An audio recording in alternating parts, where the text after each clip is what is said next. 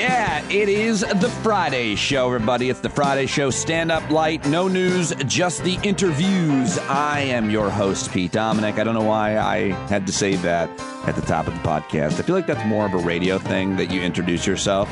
I mean, when someone presses play on your podcast, they pretty much know who it is. I don't think you need to identify. That's a radio thing because people would get in the car and they'd turn the radio on, and the radio didn't used to say the name of the show, much less the host. So you were trained to constantly say your number. When I first started at Sirius, your name. Say your name, say your name, say your name, say the number, say the number. And so some of that made it over to the podcast. And it's just not appropriate. But I am here to tell you a little bit of a lesson, a history lesson in radio and how that changes to podcasting. But I am Pete Dominick.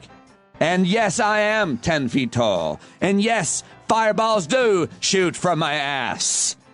Sorry, little Braveheart. Can we still quote the movie? Okay, folks, I don't know why I'm rambling. I have two great guests joining me on today's episode. Comedian Tom Daddario is a journeyman comic I've known almost my entire career.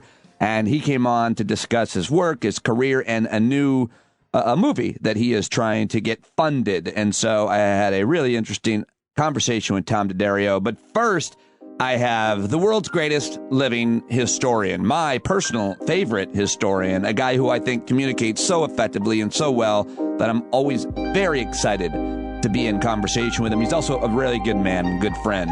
And it is Professor Kenneth C. Davis. His series, Don't Know Much, is one that you should probably own the book for your whole family.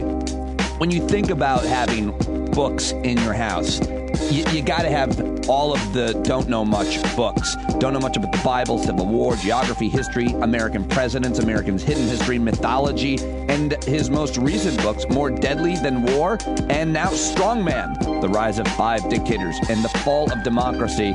Such an important and sadly very relevant book. Kenneth C. Davis, best-selling author, don't know much about history, today on Stand Up, talking book burning and more. Check him out on Twitter. Go to his website, don'tknowmuch.com, and let's get this show started, shall we?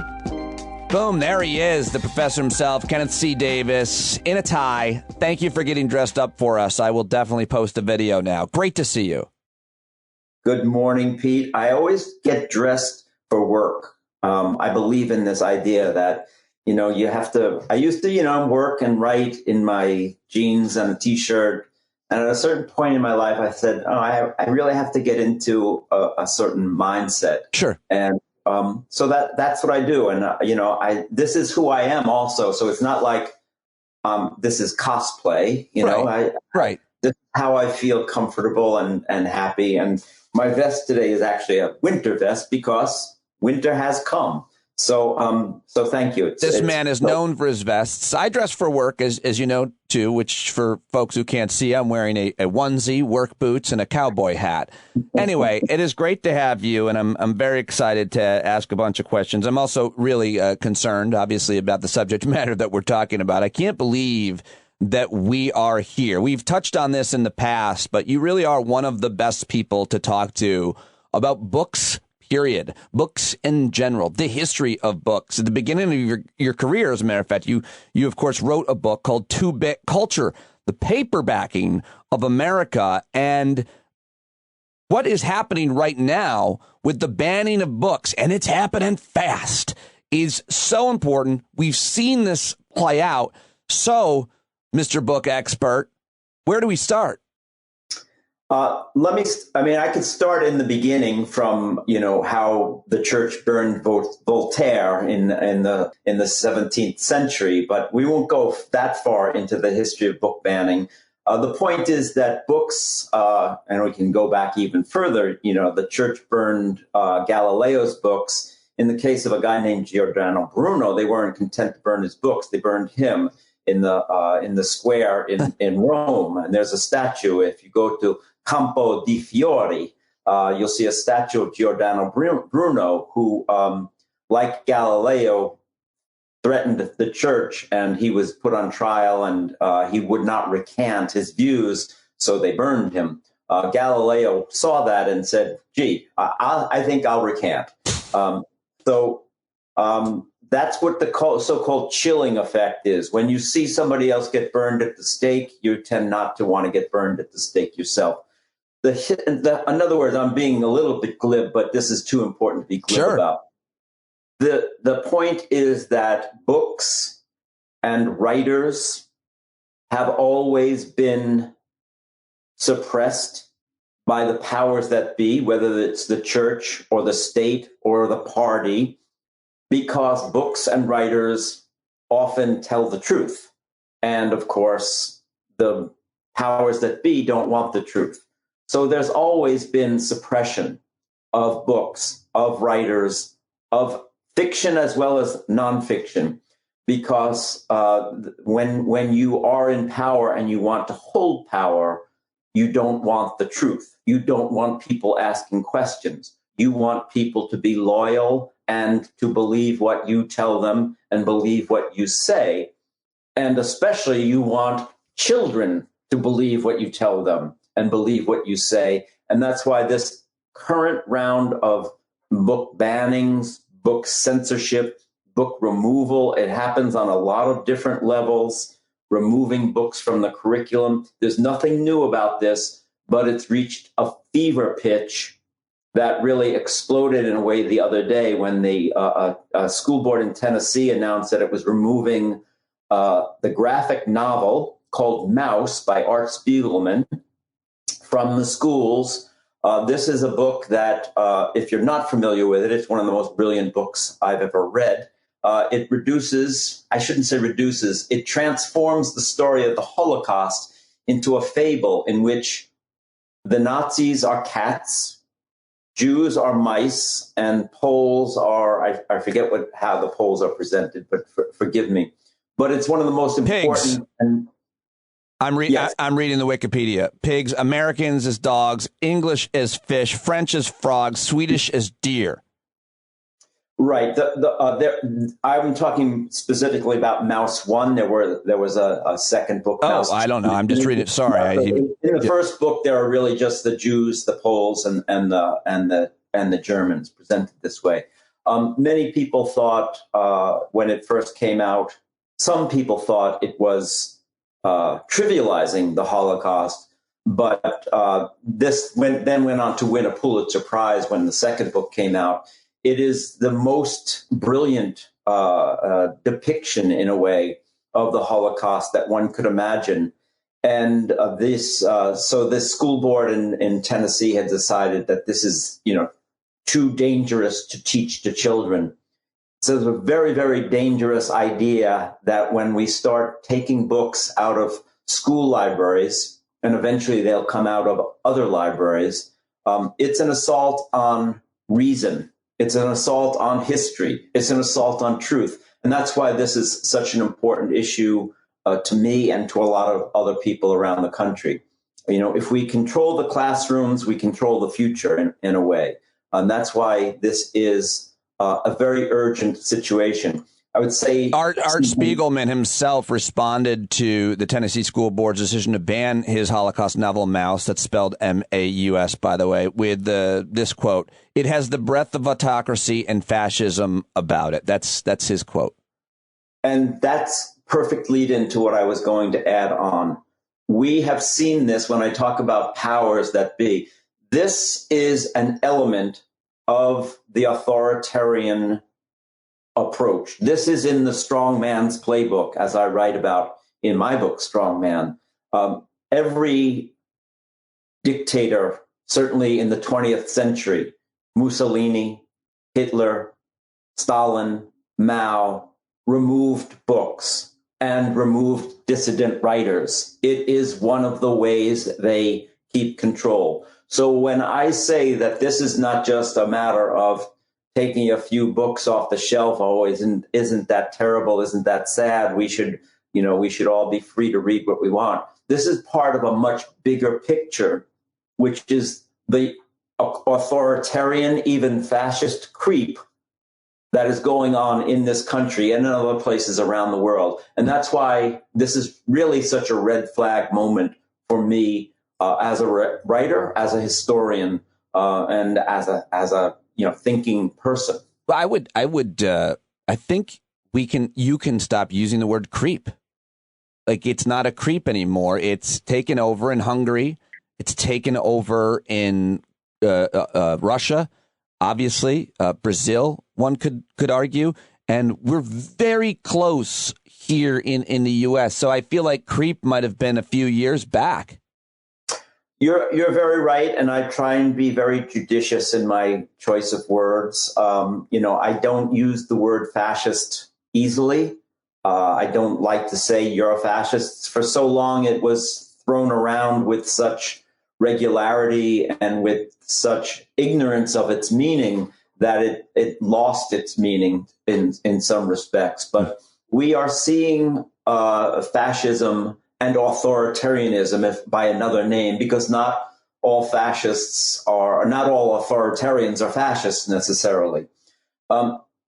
This notion of the authoritarian, the strong man's control over the population, is one that I certainly talked about in Strongman, the way we see the assault on courts, the assault on elections, the derision of journalists, the attacks on journalists, the assaults on journalists, physically and otherwise, by these powers, the demands for loyalty to not an ideal, but to a person, a cult of personality. We have seen that around the world, and certainly we are seeing it play out almost every day in this country. So on the absolutely. I mean, you said you're being judicious, and then you very specifically listed all of the hallmarks: courts, elections, journalists, loyalty demands, and so on. But getting back to the book burning or banning, what if one of the arguments that is being made is that several of these books, or these books, fit into a category where parents think that the subject matter is not age appropriate, or you're also hearing the actual language in the law is, the things, teachings in books, etc., that might cause anguish. It might cause the child to feel uncomfortable or suffer somehow, which of course that's what books do. They're supposed to do that. All of the books give you all of the feelings. Name a feeling. And if a book is able to give you a lot of those feelings, my understanding is that's a good book. But I don't talk about books, and I don't have a lot of words, so please take over. You're absolutely right. When we talk about what's going on in schools, and we're talking about book bannings, it is again part of a bigger piece. How are we teaching our children? What are we teaching our children? What is the purpose of education? We have seen this fight play out for a couple of years, starting primarily with the 1619 Project when it comes to teaching history and this so-called critical race theory, a phrase I have never used in my entire professional life. And I have talked in schools for more than 15 years. I've been going back, I can say I've been talking in schools for 30 years. When I talk about the importance of understanding what slavery meant to this country's foundation, growth, development, the creation of the situation that led to the Civil War, I didn't ever have to call it critical race theory. It was the facts of American history.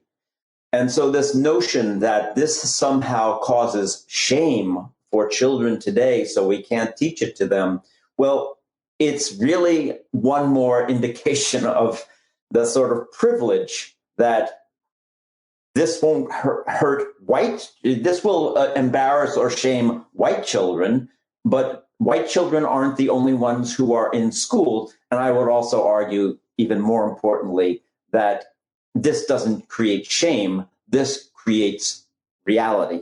This is truth. This is accuracy. If we are going to learn from history, we obviously have to learn an accurate sense of history, not the pretty white painted, sanitized version I certainly got when I was growing up. So these are two pieces of the same whole, which is controlling the narrative in our schools. And the attack on books right now is an attack that's specifically aimed at books that deal with race. Sexuality has always been an issue for many of these people. Race, sexuality. In the case of Maus, it's this notion that children in 8th grade couldn't handle learning the truth about what happened in the Holocaust. Well, folks, it's out there. We don't have to hide this. They should certainly know what happened in the Holocaust, and that people were murdered in massive numbers, and they were murdered brutally. And that's part of the story that Maus tells, perhaps in a way that's even more gentle than if you picked up, a book about Auschwitz and read it. If you read Elie Wiesel's Night, for instance, it's much more graphic in many respects. I haven't heard them try to suppress that yet, but that may be coming. So this is, but this is part of a much longer story. In 1953, they tried to, a school board in Indiana wanted to remove all references to books or all books that had any references to Robin Hood. Why? Robin Hood stole from the rich and gave to the poor. That's socialism, communism. We can't have children learning that you steal rob from the rich to give to the poor. You hear that story and you sort of say, oh, that's ridiculous. But that was part of the Red Scare in 1953.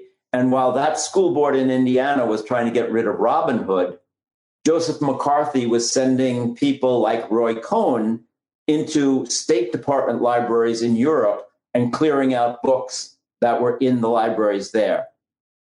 So we have seen this before.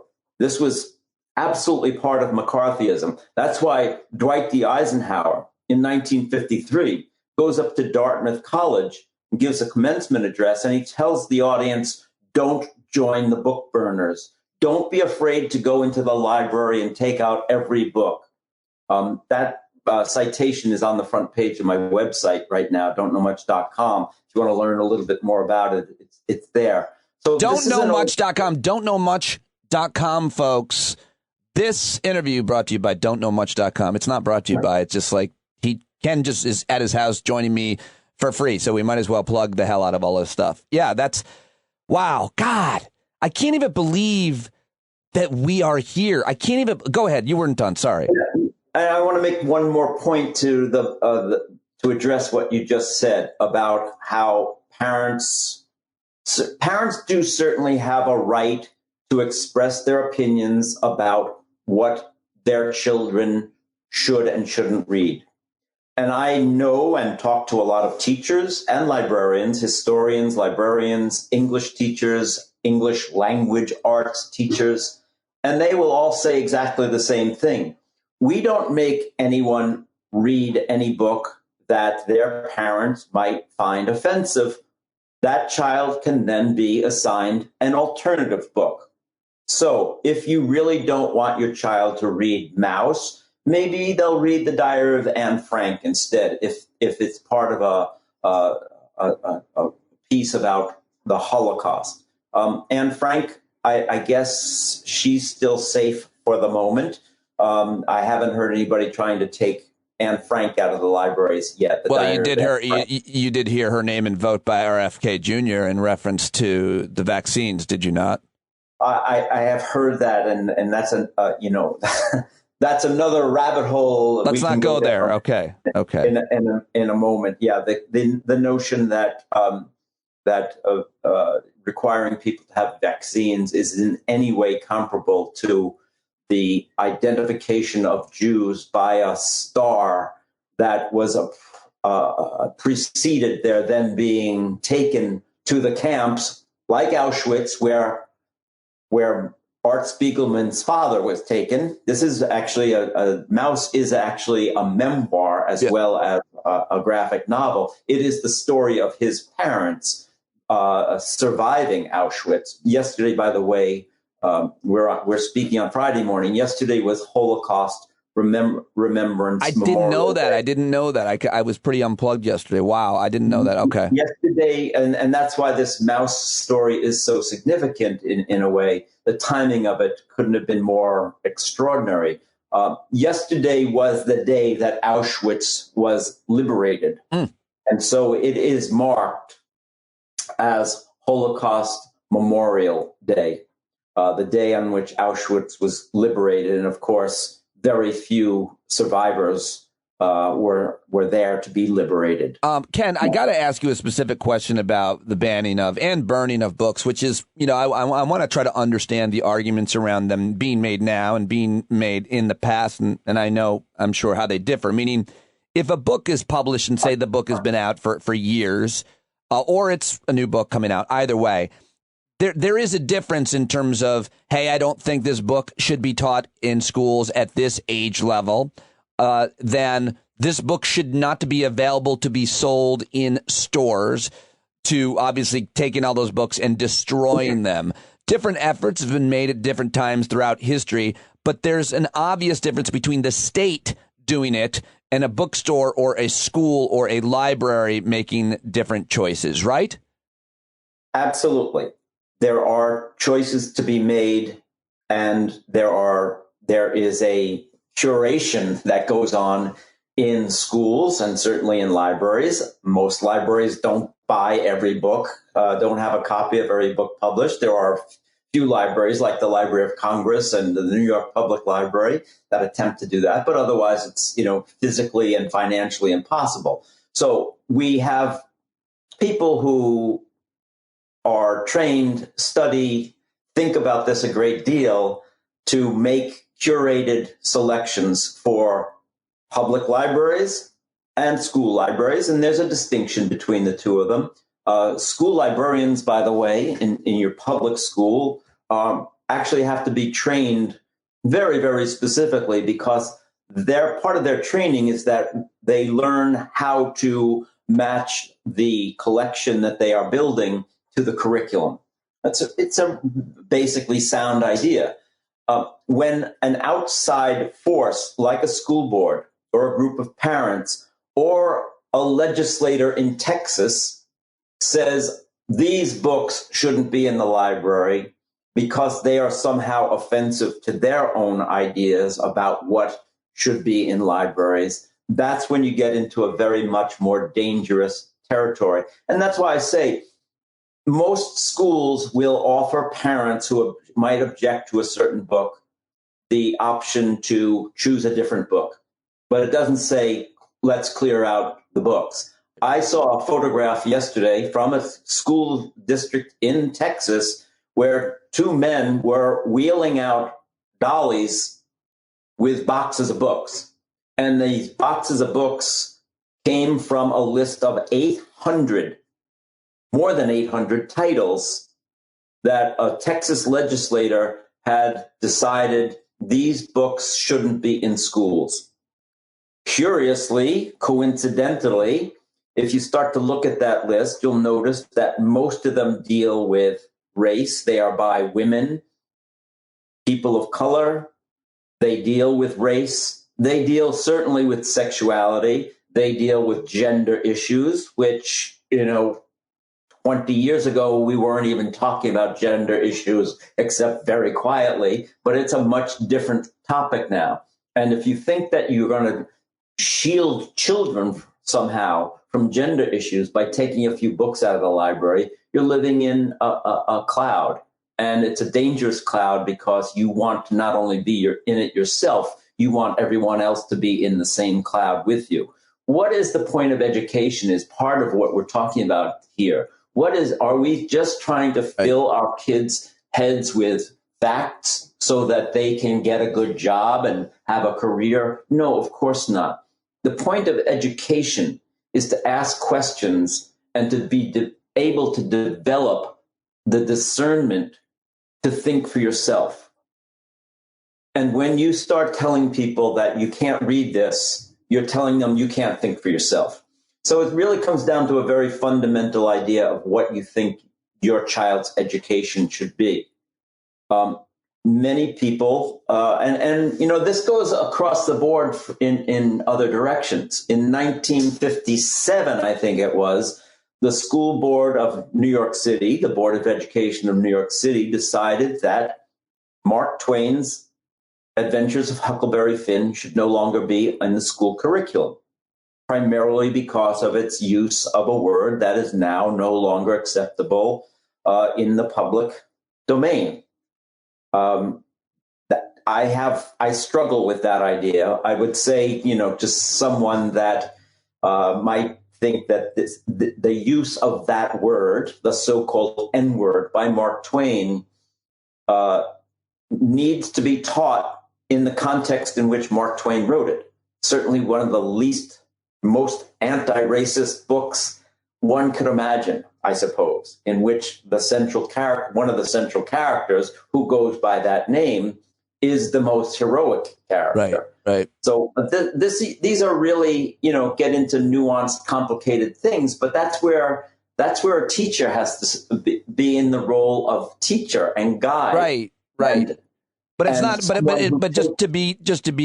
And clear. There are things that are absolutely age appropriate. I don't want to say, I don't think that necessarily. I know there's a lot of talk, for instance, about Beloved in Virginia. It was actually a campaign issue. The novel Beloved, written by Toni Morrison, one of the most esteemed novelists in recent American history, a winner of a Nobel Prize. That book is very complicated. It's very complex. It's very deep. I'm not sure that it should really be in high schools, but it became a cudgel that the Republican candidate for governor in Virginia used to great effect. And of course, he won the election. I'm not saying he won the election because of Beloved, but that became a nice sort of code word for this is the kind of stuff we don't want our kids he won that election entirely because of that larger issue, the whole CRT, and that book was an easy. So I'll say it, but go ahead. Yeah, no, I'm going to say it's CRT now or Beloved. These become then cudgels. They're set up as it's about black. Like someone put it simply, a black congressman from I forget which state was quoted in some article I read that they're not. It's not about CRT or anything. They're trying to basically erase black history. They're absolutely trying to erase black history.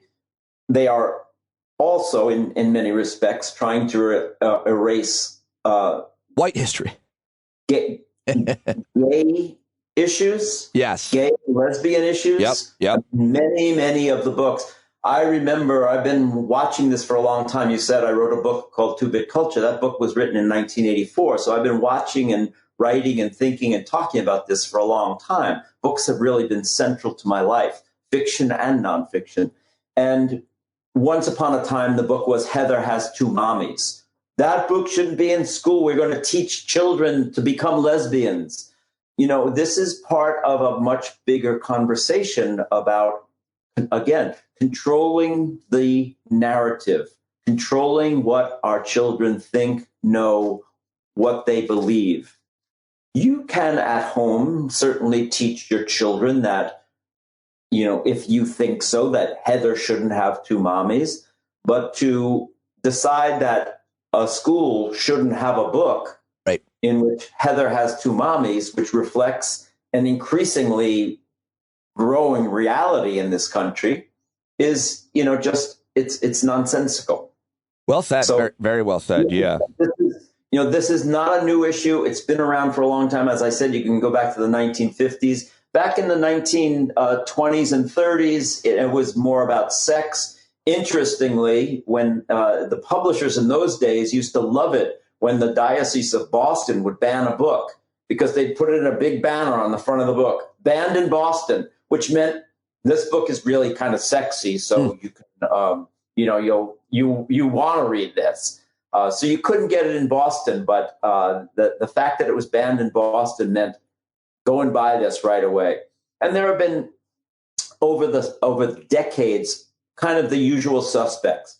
The Catcher in the Rye, banned, challenged. There are different words that the American Library Association uses, different gradations, books that are challenged, books that are banned, books that are removed from a curriculum. There's a whole range here. So it's easy to say book banning. You know, in some cases, they're not banning the books. They're just restricting them somehow or challenging them somehow. It went from The Catcher in the Rye, the famous, most beloved novel in America right now still is To Kill a Mockingbird, challenged in many, many places. Harry Potter went through a whole era of being challenged because it was supposedly, according to fundamentalist Christians, teaching children to become witches, teaching satanic things. So this is, the cast sometimes changes, but it's been very consistent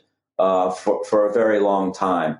And if we believe that the First Amendment protects the expression of ideas, protects the expression of opinions, that means that no government, not only just the federal government, no government can suppress writing. This is at the essence of what the First Amendment means. It's one of the things that a lot of people say, the most important right that Americans have is the right to vote. I would argue no. I would say the most important right that we have is the First Amendment. You can vote in a lot of countries. Not every country has the protection of the First Amendment that this country has. And of course, it's being challenged all the time. Basically, also says that the government can't suppress writing. That doesn't mean that Simon & Schuster or Random House can't say, I don't want to publish that book. That's a commercial choice.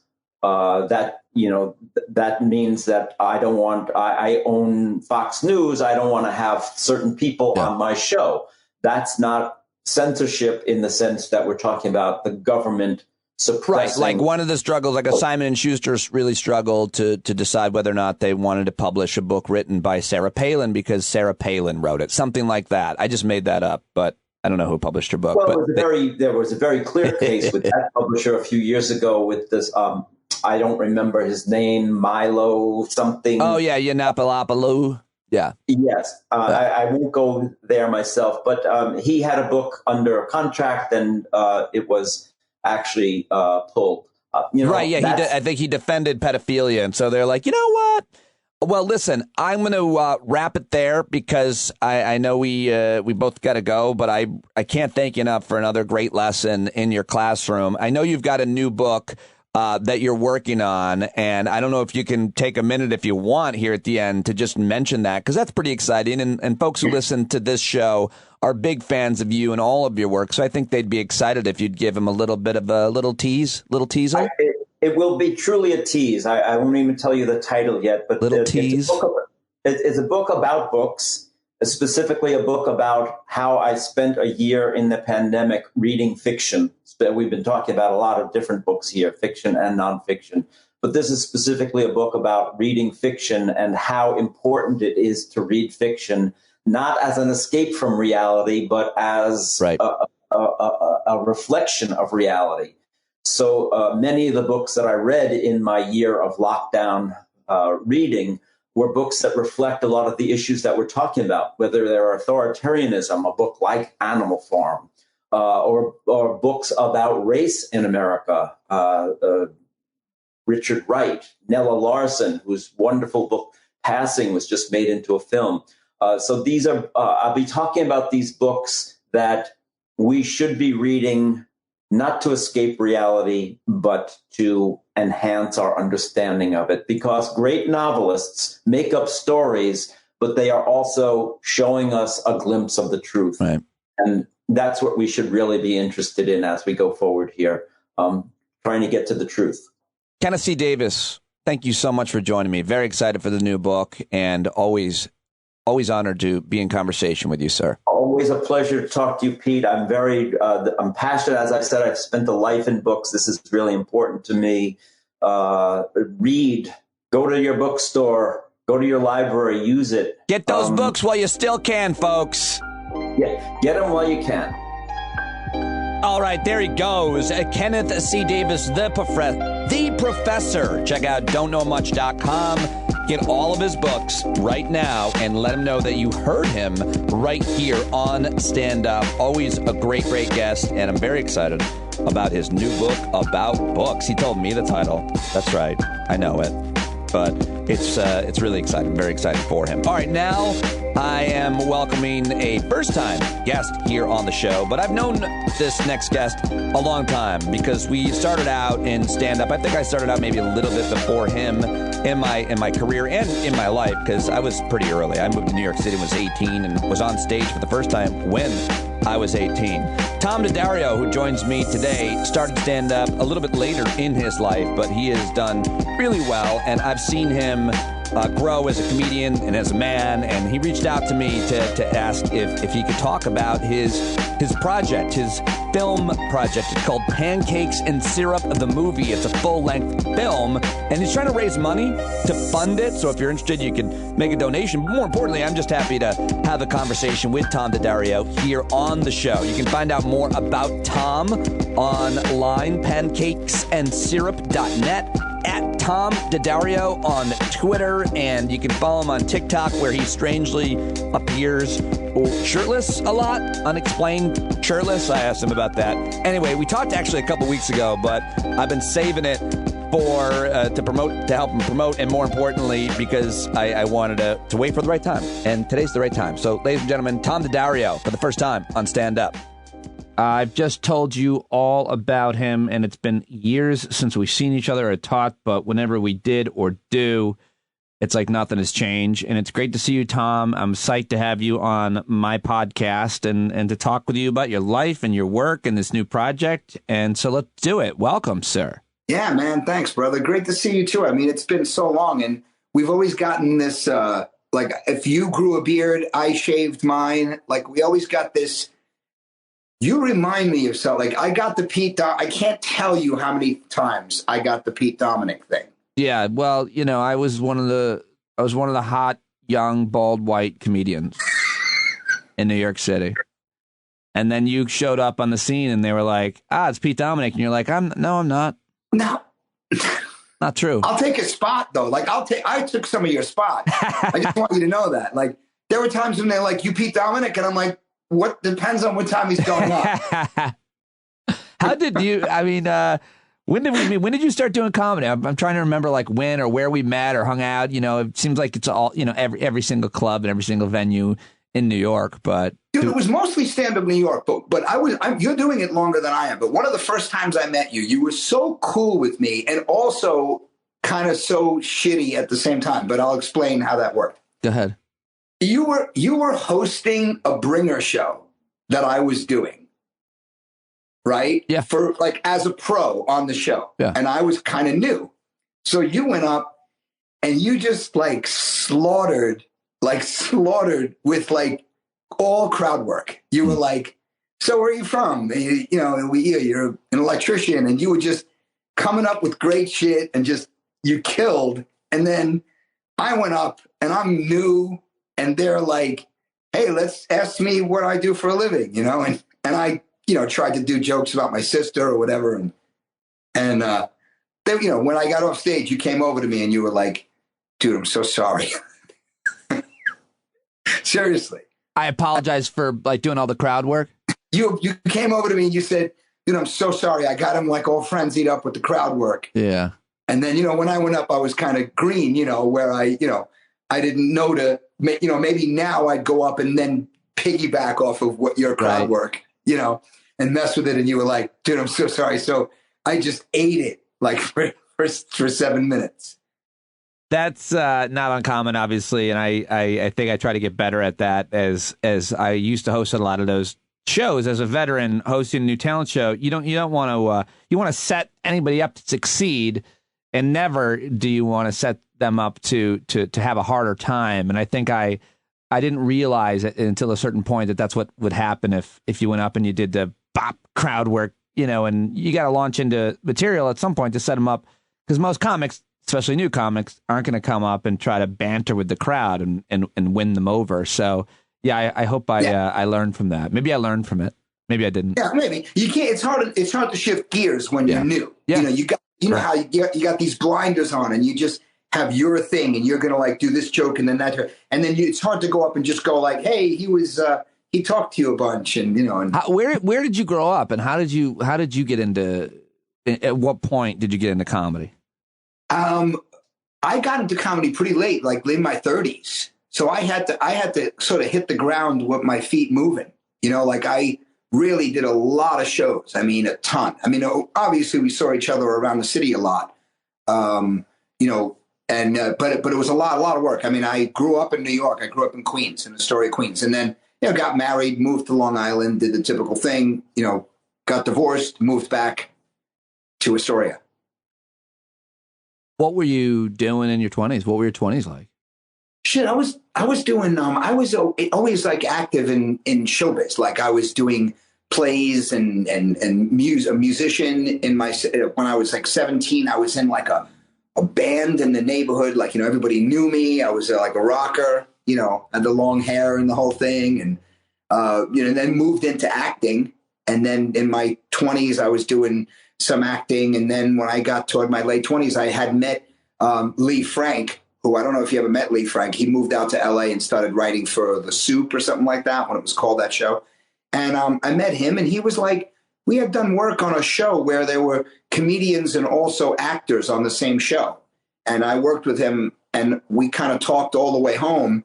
And I just talked to him about my life. You know how we use our personal life in our act all the time? Sure. And I talked to him about my personal life and stuff like that. And he was like, man, you should really, you know, consider, you know, doing some stand-up. You know, you seem like you have a rich well of crap. Had you not considered comedy before he kind of like gave you that idea based on? No, I mean, I considered it, you know, like, you know how it is. It's really hard to like that. It's always tough to make that, you know, to do that first show, like to do that first open mic or that first, you know, show. Like that's kind of look like I just came back from a cycle ride or some shit. With the shirt. He has a tight black long sleeve shirt, and yeah, well, it's a snowy, cold day. It's probably, I just assume those are your long Johnnies. So you get into comedy in your 30s, and you're bopping around New York City, and you know how has it been? It's a different journey for everybody, and I've talked all about mine here and anywhere else that anybody ever talks to me. So how has it been for you? Do you have any regrets? Do you look back and say I wish I would have done anything differently? Are you psyched that you took the plunge and how consistent you stayed at it? No, I'm really happy that I did it. I think all of us as performers, anyone that relates to performing, writing, it doesn't really matter what it is. It's like we're all in the same game in a manner of speaking, you know, whether you're a poet, a musician, a writer, whatever it is, a dancer. And I've always been happy. It always seemed to go like every year it got a little better. For some people, it's a slow burn, you know, and you know how it is with your own show. It's something that you build on, and you're building it little by little and building your brand and people that want to come and see you and things like that. So I think a lot of it has been a fun ride. Like I wouldn't have it any other way. You know, like if I can go back, I wouldn't necessarily go, I'll go that way instead. You know, I mean, naturally you could look back and say, oh, well, if I had taken that particular route or that gig or didn't sign with that manager, you know. Kind of a waste of time, I suppose. Yeah. But now you don't have kids. No. I feel like they're two different conversations when you're talking about a career in show business or in the arts and having kids. It's like your decisions are so influenced by the idea that you have to make certain choices and be responsible for somebody else. And it's never, you know, a judgment on it. Like, you know, but do you, because I feel like my career trajectory and choices was so affected by simply wanting to hang out with my kids and not be on the road and not be gone. Do you ever think about, you know, what that choice is like? Did you ever want to have kids? I mean, there were times when I was married, you know, we were starting the like I'll put it like the process of having kids, or trying. And then, we were getting along like shit. So I was thinking like, well, this is like other people do that. You're getting along like shit and then you have a baby. Like that's really going to help. Yeah. Holy shit. Right. No. So I left that situation and then was kind of, doing stand up and kind of running around. I think you start to value your time at home, whether it's like with your girlfriend or your family or your friends or just in general. Maybe not quite as much as someone with children, but I think when you start to get older, you start to have a little bit of that same kind of thing. You don't want to be on the road constantly. It does help because if you need to like pick up and go, you can. Yeah. Did you, while pursuing comedy, were there other like avenues that you were, now we're talking about this film that you're trying to make happen, but have all of your pursuits been in entertainment, Tom, like throughout your career? Did you ever do anything else?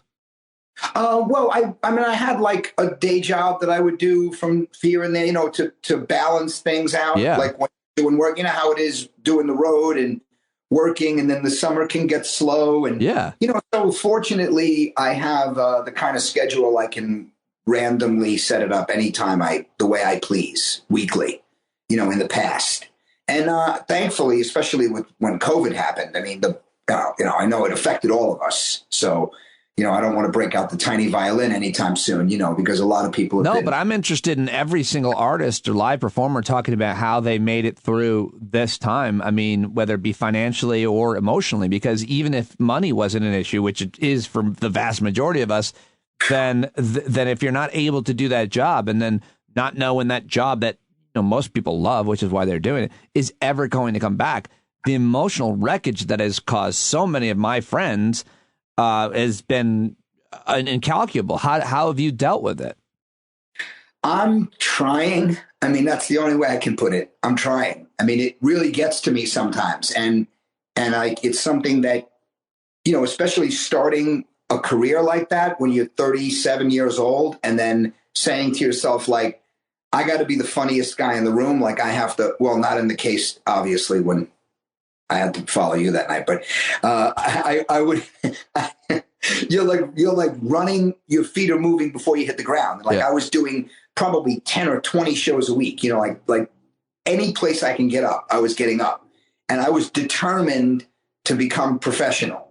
You know what I'm saying? And then when you work so hard at something like that, and then you spend all those years doing that and getting to the point where you're like doing it for a living, you're doing it like full time. And I was booked for 5-6 months and promoting next week's gig and next month's gig and building a fan base.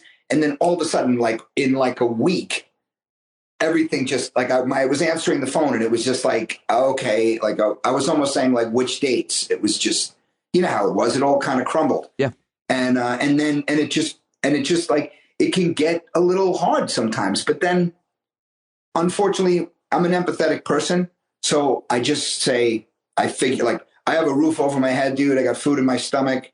I'm not wealthy, but I got by okay. I had a little bit of money saved and, was able to go back to doing work during the day that I didn't wish to have to do, but people are suffering. People are financially suffering. I had a friend of mine had to move out of a home that he was so proud of with his wife and then move into like a small apartment. And he had a pool and the yard, the whole thing. So I really try. We're all allowed to have our own emotional life. We're all allowed to feel bad. But then sometimes it creeps in on me that I have that guilt of feeling bad for my plight when there are so many people that are having so many hardships due to COVID with losing people and losing their careers and so on and so forth. Yeah. Then I think that's a positive outlook, and having that perspective is something that each day is helpful to use as a reminder. When you do how dark does it get when it gets dark?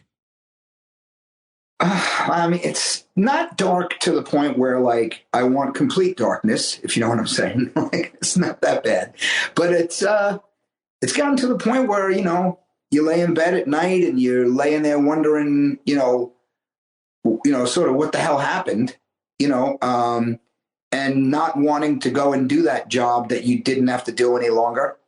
you know, and, having anxiety about the making a film like this and this kind of a project. It's something that's so difficult, but yet in a way so rewarding. But then what a time to be going after crowdfunding and raising money for it. It's a very awkward time to be doing that.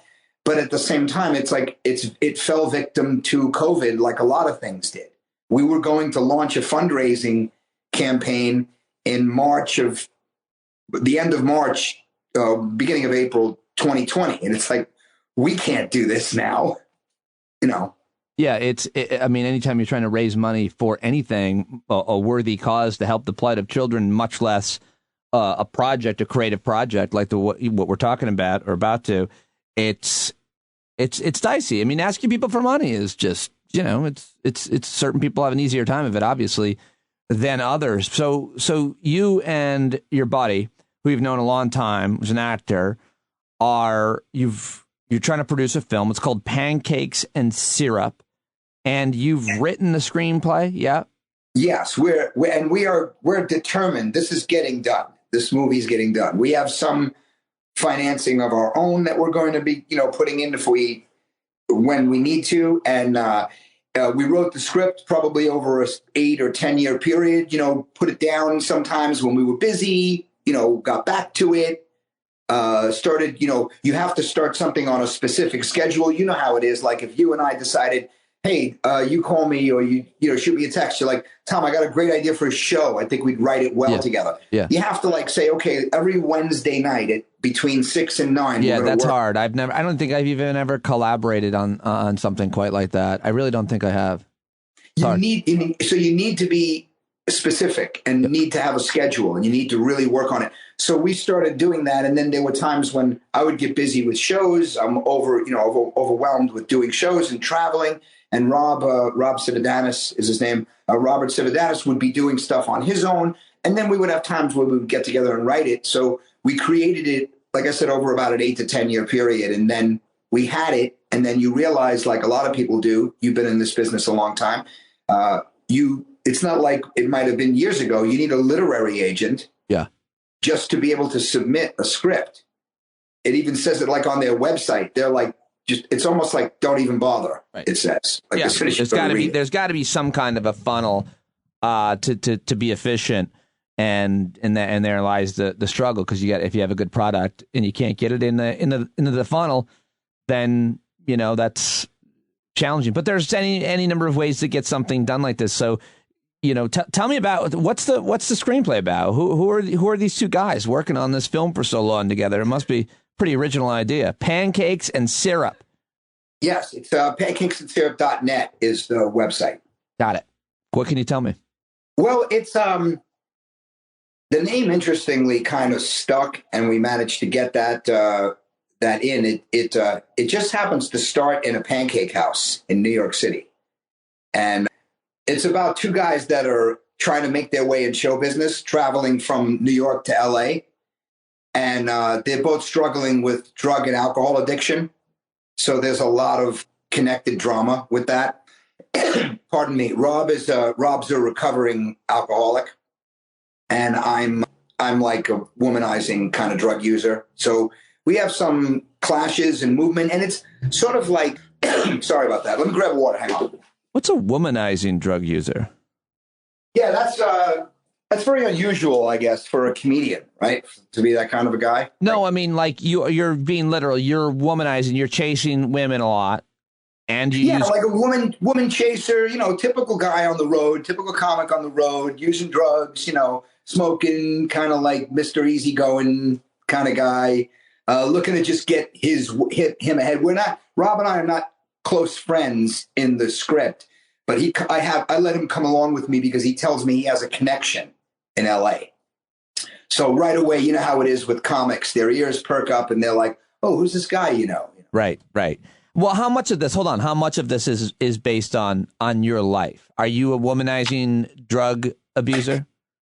Yeah. Well, I might have been in a past life, maybe in my 20s when I was in a rock and roll band, I was a little bit more that guy. Yeah. So a lot of this is really based on the culmination of of our acts. And like I do stand-up comedy in the movie because I'm a stand-up comic in the movie as well. And so it's a culmination of kind of who we are in a way as people, but just on steroids, you know? And so we're playing it kind of close to who we are as people. And that's why, like, we're kind of excited about it. And we just want people to be able to get to see it. Like, it's something where it's like, it's a passion project for us. So when we finally finished it, it's like, let's just make it. Let's make this movie, because it's something that, like, we're looking to do distribution and finding markets where we would be able to put it, film festivals and the whole thing. But we would want people to believe in it, to want to get involved because they believe in it. And it looks like it's going to be something that's going to do well and be a fun project. So you think that you'll produce it? Because, I mean, like, the budget, it's so much cheaper and like affordable to make films, to do almost anything these days, that I wonder if you need, as long as it's not like special effects heavy or violence or something, that much money. You know, I'm just, you know, how much do you think you'll just do it yourself? Even if, could somebody afford to shoot a film, and I don't know how long it is or what it would require for, you know, I don't know, a low amount of money? What's your goal to raise?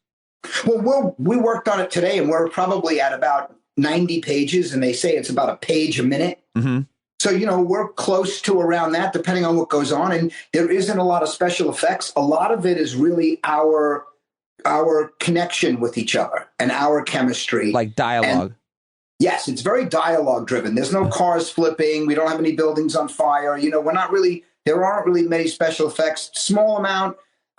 So in the Indiegogo platform that we have, if people go to the website, there's a back it button there. And then when you hit the back it button, it goes to an Indiegogo that we have set up. Got it. And the Indiegogo explains what the movie's about, what we need the money for. And it's a $50,000 goal on the Indiegogo site, which for a movie, as you were pointing out, 30 years ago, people would have laughed at you. It's like, it's impossible.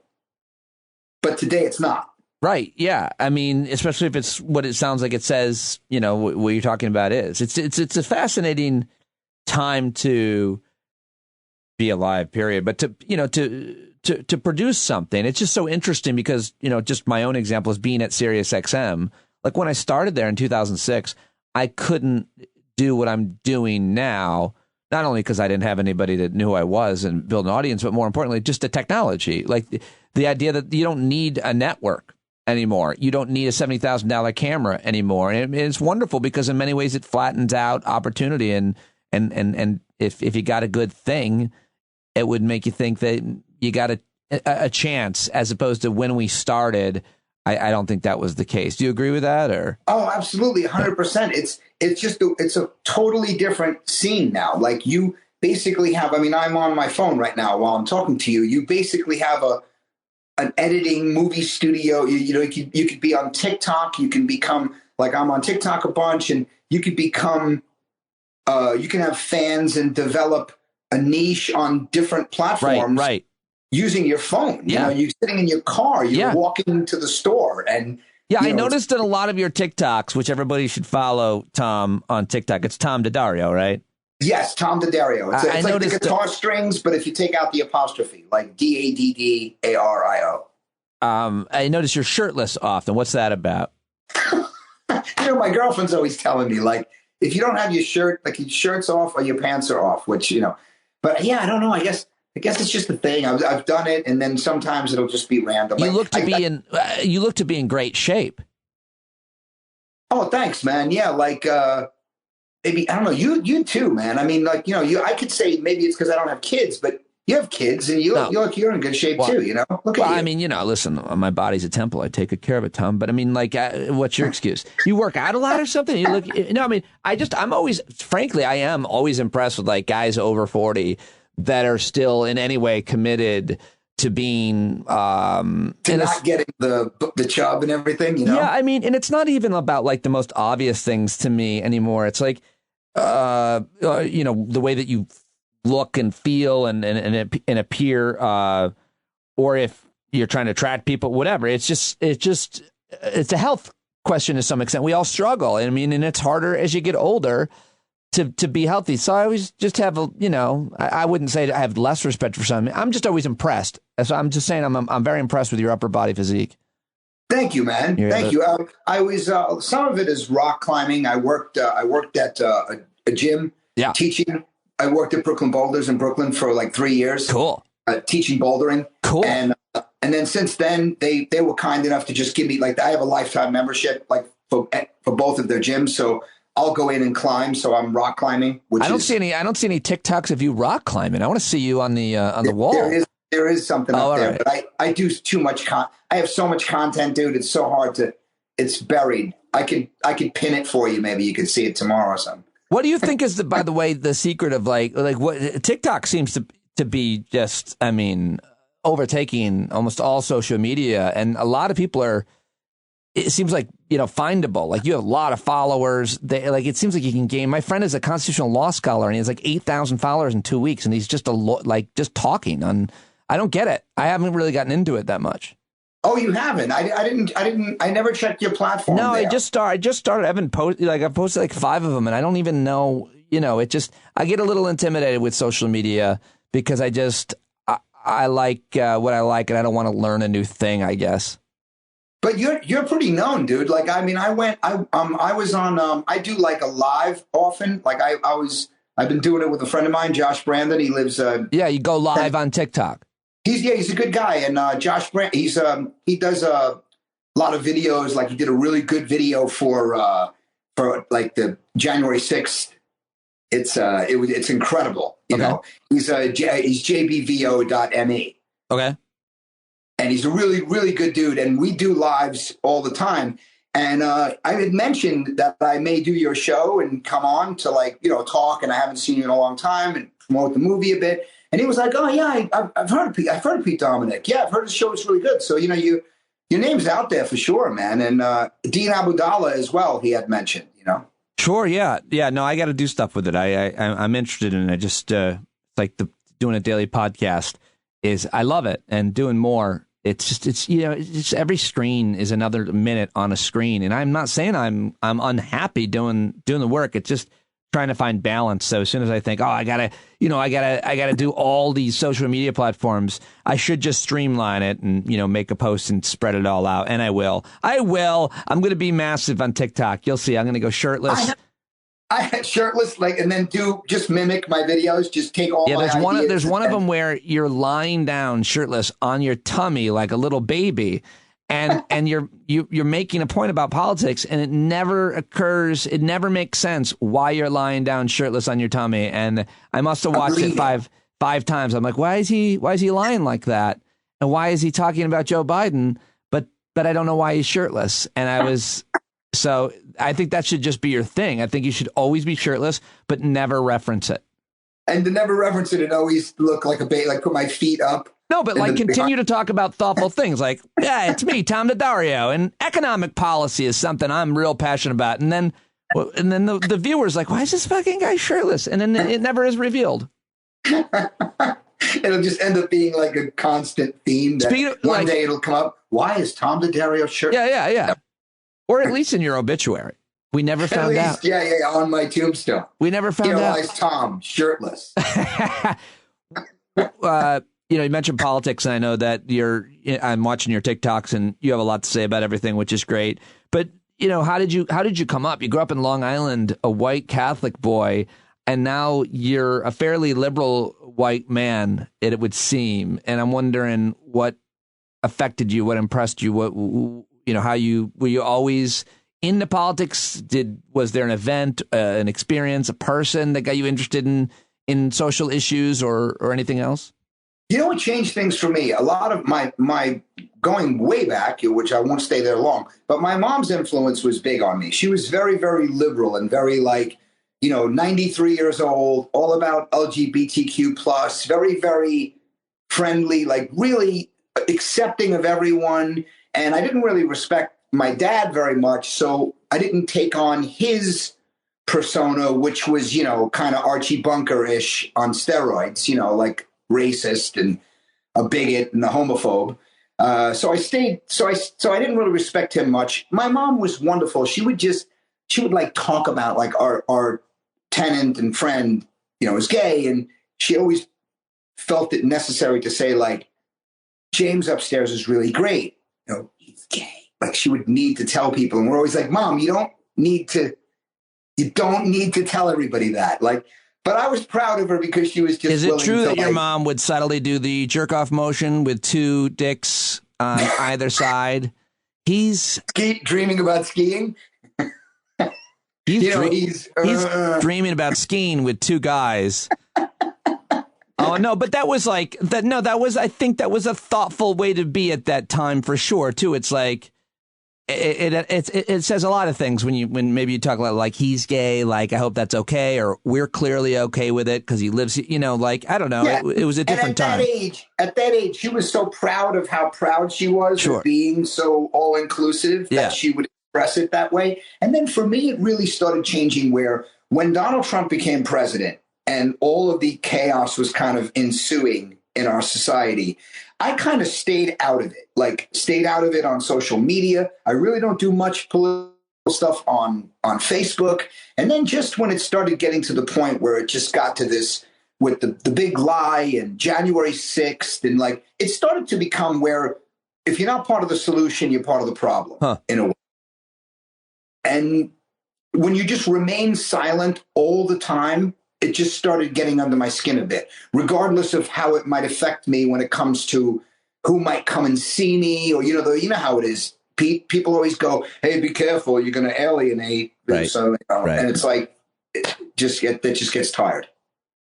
That's interesting. That's really interesting that you felt at a certain point that you had to be honest with how you felt about things, because if you weren't, who are you? I appreciate that. I think that's a lot of people. And I think that the concern isn't just for comics. It's for maybe a liberal white guy that lives in a conservative area that doesn't want to tell his coworkers or his pals how he feels. And I think we all had to kind of announce what team we were on, sadly. And that would, be team crazy and mean, or the rest of us. I mean, like even if you're not political, to me, it's been, I've been obviously into politics and public about it for most of my career, but I mean, Donald Trump is such a mean guy. And I always think when I meet somebody that I now make an assumption, like, I wonder if this guy's just mean to people, at least strangers. It's very weird. I mean, it's very weird that a lot of his people are so similar to him, like where mean became the new, like, okay. Where it's almost like that it's almost like narcissism has taken over the Republican Party. Mm-hmm. Where when you, like, what baffles me is when you refer to yourself as a Trump supporter, like when did people necessarily refer to themselves as a Reagan supporter or a Bush supporter? When the person's out of office, they're just out of office and they call themselves Republicans again. I never referred to myself as an Obama supporter. I supported Obama. I think it's like weird. Yeah, no, I think it's a good point. I mean, and people started, having flags with his name on them, which you didn't really do as when in politics, and so much more symbolism that we can kind of try to unpack. But yeah, I mean, I think the idea that people identify with him, it's like, when was bullying okay? When did it become okay? I guess you could file this under your point about narcissism, to not apologize, to never be wrong, to be completely dishonest, much less to sexually assault, and you can get away with it if you're famous. Like, it just gave permission to a lot of seeming, assholes. Well, it's absurdly disingenuous, and it's also like it's very histrionic as well, the way they act sometimes. Like they're sort of like, oh, woe is me. Like this, I was live with a guy and I just like bolted out of the room. I just because he started telling me, like, first of all, it was a little bit of a dog whistle with Chicago, saying like the mayor of Chicago, the crime that's rampant in the worst city. Yeah. If you look up Chicago, it's like 10th or something on the list of dangerous cities in America. Like they constantly, and there's a dog whistle there, Yeah, And then I mean, it's. I feel like the dog whistle's been swallowed at this point, and the people are just being overt and outward. I mean, you had a TikTok about how everybody's talking about how much crime there now is in New York City. You've grown up in New York City, and that gives you a long perspective. And statistics say crime was way bad worse in the 90s than it is even now. It's just on the way back up after a long decrease in crime. How do you see? Have you felt less safe in New York? Oh, not even a bit. And the thing is, most of the misconception, and of course the exaggeration and the misinformation, is that it's retail theft that's hard. Right. So I don't own a rack of sweaters and let people walk through my apartment. Right. I'm not concerned about somebody taking my avocados. But in the real world, you have higher You don't even own many shirts. This and one other shirt. People are not like, there's not wholesale muggings in the street and like all this craziness. And a friend of mine who moved to Florida called me up and he was like, "Oh, I'm so sorry that everything's like boarded up." And that's another one where they say it's boarded up. Right. Like, who boards up a store, dude? You go out of business and you go home and maybe you cry for a few minutes and the realtor puts a sign in the window that says store for rent. Nobody's boarding shit up. It's just absurd.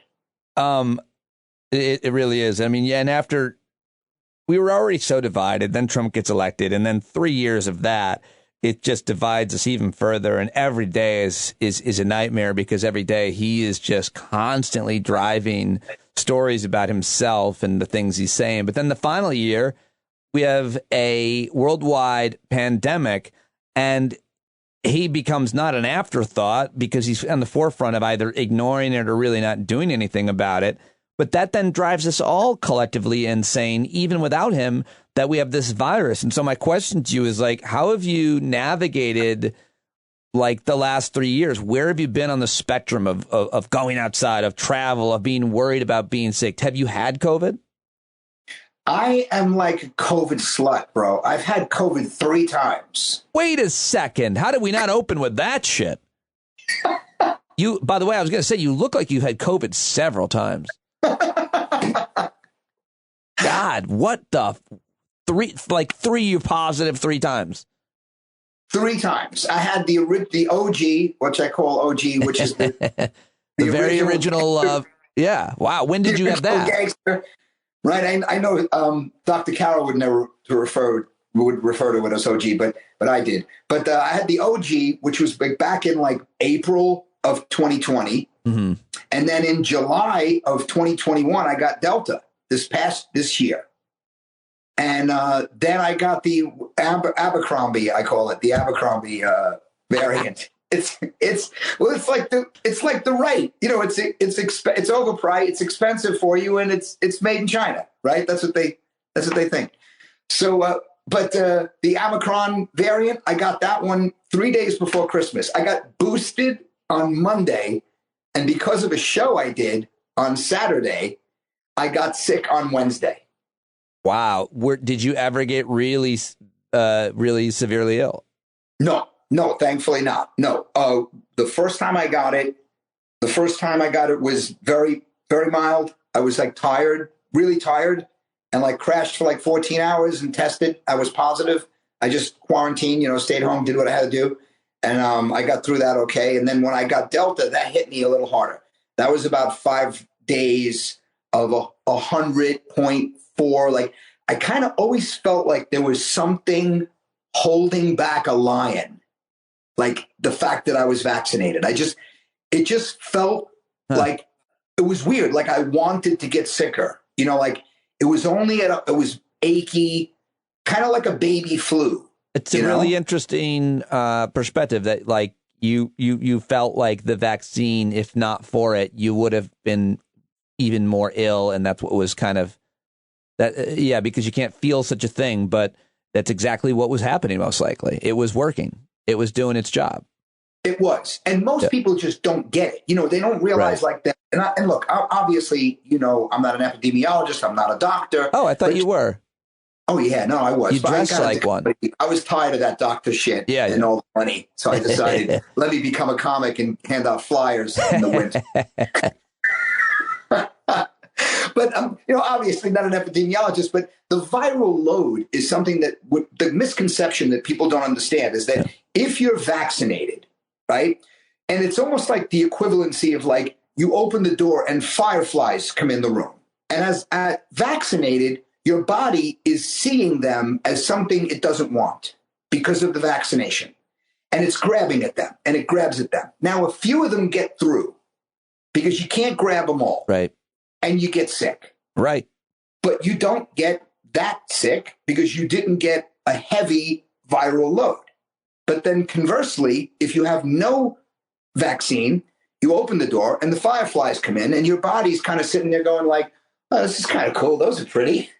Wow. I like that analogy. It made me think of maybe an even more accurate one would be along the lines of bug spray and mosquitoes. Like you get a bite in the one spot you didn't put it on, and then your buddy next to you didn't put it on at all. He's all bit up. He's bitten up. Yeah. Precisely. I mean, yeah. And then that one, you get a bite. You're not going to not get bitten. Yep. Any place where you're vulnerable, right, you could get bitten.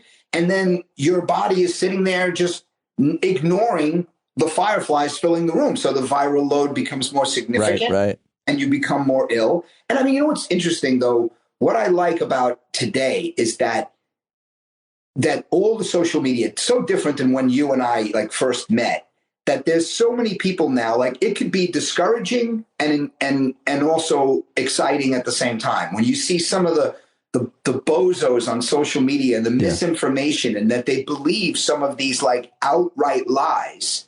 But then you see some of the people that can be wonderful and supportive and help each other and meet each other through social media. Yeah, no, there's no doubt it's a double-edged sword. And I think it's a fair debate if it's a force for more good or evil or more democracy or authoritarianism. I mean, I'm always interested in that. But I think it's also pretty clear cut that the world could, in many ways, be a better place without it. At least, oh my God! I mean, but as soon as you say that, you're like, well, what about the revolutions in places from Egypt to China or Iran, and without social media? But now it's like it's seemingly you can tell a lie and it makes it around the world 17 times in under 10 seconds, and then it becomes the truth. And then what do we have? We have two different Americas, two different neighborhoods of thought of the idea of truth, which is why a lot of people use this post-truth world idea. And which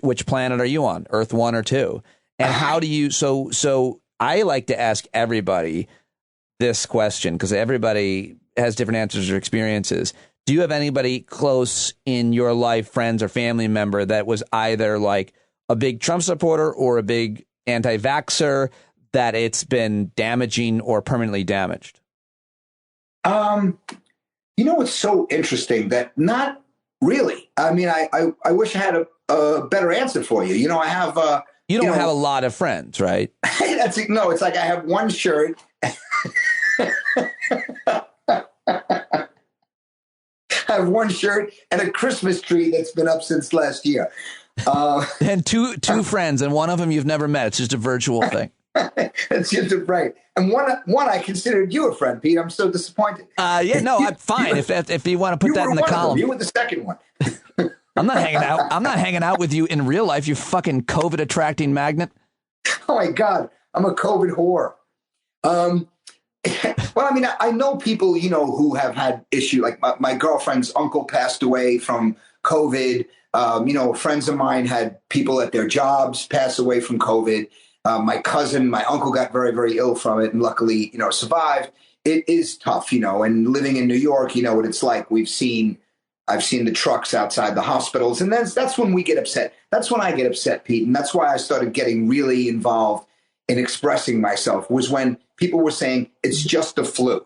And you and I, as comedians, we've never had a gig once in the 25 some odd years, whatever it is that we've both been doing stand-up comedy. We've never had a gig canceled because it was flu season. Right. But meanwhile, I had my entire career stopped because of this pandemic. And then, I mean, that's partly why we started moving towards working on the movie, working on the project, because of the fact that, like, now there was unfortunately, like a little bit of an abundance of time. Yeah, no, I think literally everybody has a story about what they shifted their life and work to when you were stuck at home to not go out of your mind. So it's a great time to do it. Sorry to interrupt you, bud. Yeah, no, it's all right, brother. And it was like sort of like with all the social things going on with, being, I hate the word woke. I don't like the word woke. Like just being. Well, not anymore. It used to be an amazing compliment if you were in the lexicon, right. Yeah. But now it's sort of like I'm LGBTQ plus friendly and all that, and a lot of the issues that we actually wrote into the script, because my character is like low key racist, like one of those people that are like, I'm not racist, but you like the black people, right? Like I have a black friend, you know what I mean, like that guy. And that's who this guy is. And what's interesting about the script is that it kind of grew into our social sort of persona now, what isn't acceptable. So it really examines some of those things that these guys are going through. It really moved it into, it almost like grew into who we are today as a society. Even though when we were writing it, we didn't think it would necessarily match up with where we are now. Well, what do you think about, given everything we've talked about, what do you think about the question that a lot of comedians, artists, performers get asked that today, it's just ridiculous how politically correct it's gotten, and you got to be careful what you say or your career will be ruined. I feel like it's a case-by-case basis. In some cases, there's probably examples where it was unfair. In other cases, clearly this person should have taken a seat for a little while. And then in some cases, this person should go to jail. But like, have you had moments on stage? Have you been criticized for anything? Do you think in general, comedy it's gone too far, the kind of the zeitgeist of the moment, the social framing of what some people call cancel culture? I don't know. How do you describe it? Where do you think we're at? How do you feel about it? Well, a couple of things. I feel like when you speak about something on stage and you talk about it in terms of how it affects you personally and what makes you, if it's in your life and it somehow affects your life and then you talk about it, it can be spoken about. You can speak about just about anything if you're talking about it in the way that it affects you and how it makes you feel emotionally. Because we're all allowed to have our feelings, right? That's a big thing today. So if you're talking about, say, the way Chappelle spoke about trans people and everybody was all up in arms about it, kind of, and I personally just didn't think it was that funny, to be honest with you, like what he said, just what he said. I didn't think it was that funny. I thought it was a little bit of a statement about how he felt. And I feel like when you talk about something like that, if I were to go out on a date with someone who is trans or whatever it might be, then I would want to talk about that in terms of how it makes me feel emotionally and how it affected me. And then I don't think that you would have a problem speaking about it when it is directly part of your world and part of your life. And now you're speaking about it. And then at the same time, I believe that people hear a word and then they flip a switch and they can become quite judgmental. That's, I think, a very nuanced and thoughtful explanation, especially I think the succinct point you made at the end about sometimes just a word triggers people that you're not allowed to do jokes about the Holocaust, suicide, whatever it might be, and in rape. But if the joke is from the point of view, as you're saying, of a Holocaust survivor, a rape survivor, or something like that, then you have to respect that joke. It's their personal experience. And I don't know, I do feel like the phrase punching down is applicable and effective and helpful and useful in a way. Try not to punch down. Try not to punch down at people with your jokes. Like don't make jokes making, fun of people that are struggling. Well, how an example of like when you said about rape, right? Like I've had a joke in my act for years. I haven't done it in a while, but I talked about a friend of mine that went to prison. Mm-hmm. I was like, I'm terrified of the idea of that happening. So my perspective was like, I'm so frightened. Like if I went to jail, I would be so scared because I'm like 5'6" if I focus. And if I was in jail, like I would be terrified to the point where like I wouldn't want to shower. Like, so I said that I would wear a vial of Vaseline around my neck that said, in case of rape, break glass. Okay. Now, I don't necessarily do the joke all the time, but it's my fear. I'm terrified of that happening to me. Well, I think that joke's all right for the point of view that men only have to fear rape if they're locked in a building where they're not allowed to have sex with women. And we can get into that. You know, I think it's overplayed in terms of, you know, how much rape might occur, and it's horrible. But my problem with that joke is that your Vaseline container is made of glass. Like that seems dangerous just to have around your neck. And I'm not. That's the main question I have. It should be a squeeze bottle. Yeah, that. I'm very offended that you're, you know, trying to pass off to the audience that you wear a glass container around that isn't holding anything but your father's ashes. Although you said earlier he wasn't your favorite person, so maybe that wouldn't be. Maybe behind it there's another bottle. Like you break the glass and then there's a more that might be even further. Either way, you just want it to be done and over with as quickly as possible. I think it's like it's a thing. When he was talking to me about it, it was just something that came into my mind where it's like, oh my God, I'd be so scared. And you know, like I don't believe in look, I've gotten to the point now where in my life, like I don't even say the word pussy anymore. Good. Because I think that's misogynistic. Good. And I think that's an awful thing to say. Good. Because vaginas are tougher. Like you could put a guy on his knees if you flick him in the nuts. Right. I've said the same thing. I completely agree with your point of view on it. Yes. And if you measure strength by how much your pain threshold is, who wins that one? Women or men? Dude, if men had to have babies, the human race would be extinct in like 100 years. No. None of us would do it. The closest we have apparently is catheterization, and I've just heard about a friend who went through that, and apparently it's almost unsurvivable for a man. Oh, there you go. Why? Because it hurts a little? I mean, God, that wasn't fair to the men. A tube going up the. Well, no, I agree with that, and you know, having daughters, like you know, you're people sometimes say you shouldn't be more sensitive because you have daughters. I don't know. Fuck you. I am. I don't know what to tell you. Like I think about life through their eyes. And if someone's calling someone a pussy and they're saying they're weak because they're, girly, I'm like, tell that to my daughters and see what happens. Exactly. And then also have more balls. Like, right. What is that about? It's the exact same. Yeah, exactly. It's the exact same thing. Yeah. So I'm so inclusive and so into people being who they are, their gender or whatever it may be. Yeah. And then so you do face that little bit of a conundrum where if you're expressing yourself when it comes to comedically, you know, expressing yourself or doing a joke, there are a lot of things that I would have said on stage that I just don't do anymore. Sure. Man. But is that a burden?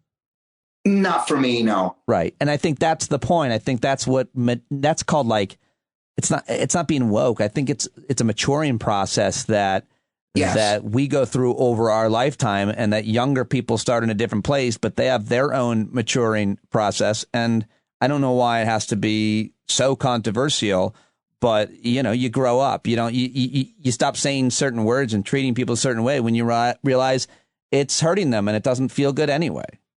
Yes. Learning, learning. So it's just simple. Yes, but I do think that sometimes people don't have enough a sense of forgiveness and an allowance for learning and realizing that nobody's perfect and that, listen, everybody makes mistakes and we should allow people to have a fair shot at redemption. And some people take it and should be, I think should be absolved of whatever maybe they've done wrong, and other people don't. Like Louis C.K., I kind of agree with the criticism that like what he did wasn't the worst thing in the world. It wasn't like what Bill Cosby or Harvey Weinstein or now this Chris Noth had done. But we know those comics he did it to, and we know that their lives were really affected negatively. And more importantly, he just doesn't seem to be remorseful enough for some people. And I think that that's something that's worth discussing and debating. But then again, you only hear some of what he said and you didn't hear the full context. So I feel like we need to be a little bit more patient and forgiving with each other to some extent, too. And a lot of people would reject what I just said too. Well, one of the things about it, Pete, I believe it's growth. And I think it's being willing to change, but then making sure that when you're in the process of changing, you don't apologize and then do the thing again. Right. Then no one believes your apology. No one. Yeah. Right. And or if your apology is somewhat disingenuous, where you're kind of like, well, I'm sorry, I didn't realize that they would get upset. Right. Or I didn't realize that would bother them like that. Right. That's kind of saying it's your problem that you got upset at what I said. I'm sorry some of you were offended when I said the N-word, but... yeah. So I'm sorry I didn't land well with some of you. I'm sorry some of you took it the wrong way. For example, when I play cards with my friends, that's not really... not really the explanation. Which is, by the way, in case anybody doesn't know, white guys playing cards and the frequency of the N-word being used is there's a high, very high, even virtually. Well, listen, dude, I love talking to you. I love catching up with you. You sound great. You look great. And I hope everybody follows your TikToks, which are really fun. And I hope people will watch the trailer and consider a donation to the Indiegogo fund for your film, because it'd be real fun to see it. Or anybody that wants to move forward, like investing, or reach out to me, and it's pancakesandsyrup.net, and it would be great. And anything, even sharing it, dude, because you know how it is with a project like this, right? Like, I tell you about it. Yes. You have time. Sure. You watch it. Your nephew might be the kind of guy who always wanted to kind of get involved in a project and invest in it and have some fun creating something. And then all of a sudden, it's someone else who you showed it to, who wants to be involved. Sure, it's a fun thing to invest in something like that. And there are donations for worthy causes, and there are investments in projects and businesses. And I like to do both of them, because it's fun to watch something potentially, grow into the flower that currently it is a seed with. So I hope that's exactly what happens with Pancakes and Syrup. Thank you, man. Tom Daddario, everybody. Thank you, buddy. It's great talking to you. I could keep going. I really appreciate it. Thank you, bro. It's great talking to you as well. All right. There you go. Tom Daddario, comedian Tom Daddario, and check out his project, pancakesandsyrup.net, and follow him on Twitter, and check out and subscribe to his TikTok, which is hilarious and bizarre. And I hope you enjoyed that conversation. I hope you enjoyed the week conversation. Sorry today's episode got up a little late, but thank you for your support all week. It's been another crazy week in the world and in many of our lives, and it was great to connect with you all last night on the Hangout, and earlier this week as well, when we had Eric Siegel, like a pop-up show that we did and invited people to. If you're not a member of our community, go to standupwithpete.com or patreon.com/Pete Dominic this weekend and sign up. Yeah, we'd love to have you. And I need the support, or I can't keep doing a podcast from my shed every day. So, got to keep it going. So, check that out. And what else can I tell you? That's it. Oh, the sponsors for this week were Truebill and Indeed. And it goes a long way, if you're anybody still listening, to click on those links. So, Truebill.com/standup. and Indeed.com/standup. You need to hire someone? Go hire someone at Indeed, but everybody can benefit from Truebill and save money there. So those are the sponsors, and I would love if you went and gave them some attention, some traffic to support the show with that link. Truebill.com/standup and Indeed.com/standup for the week. All right, that's it. John Carroll singing us in and out each and every day. Let's do it one more time. I'll talk to you Monday.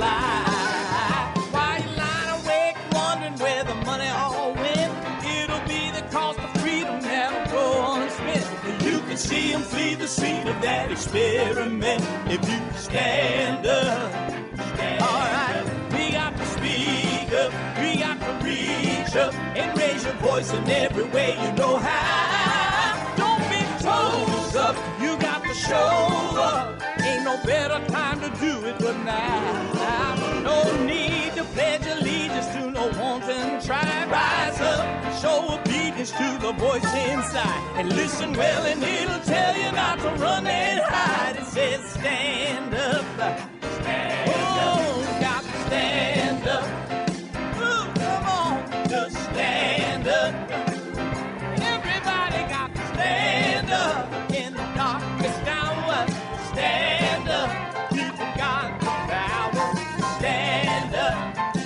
Come on, come on, come on, come on, come on, come on, come on, come on. come on, stand